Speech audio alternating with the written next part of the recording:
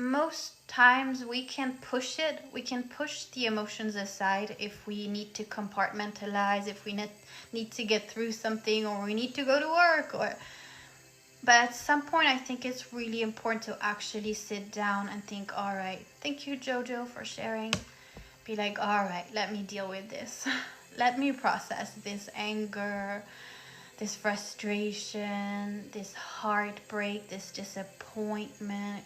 It's usually those emotions that we resist processing because we don't want to feel them. And we can't process an emotion without feeling it, unfortunately. It doesn't work. Like, it's impossible. We cannot process an emotion without feeling it. And usually when we are overthinkers, it's because we're trying to bypass the emotional body and we go straight to the intellectualizing and conceptualizing the emotions or the emotional experience. And so we have to take a step back. Thank you, Jordan, for the basketball. We have to just take a step back. We can use our brain. We have power in our brain to make new decisions, make better decisions, but we can't use our brain to process the feelings that we don't want to feel.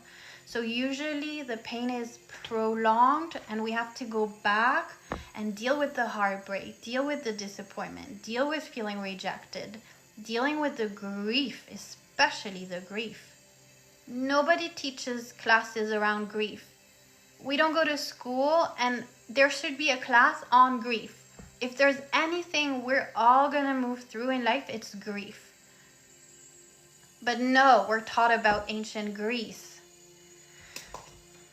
Yes, you may ask a question. So we cannot process an emotion without feeling it, but usually when we're overthinkers, it's because we are resisting feeling the emotion because nobody taught us how to deal with it. So that's why I do the work I do.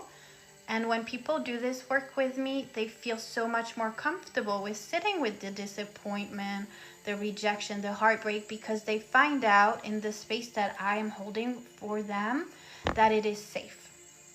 That it's safer to feel those emotions, that they just made a decision at some point during their childhood that it wasn't safe to feel those emotions, but it is safe to feel any emotion.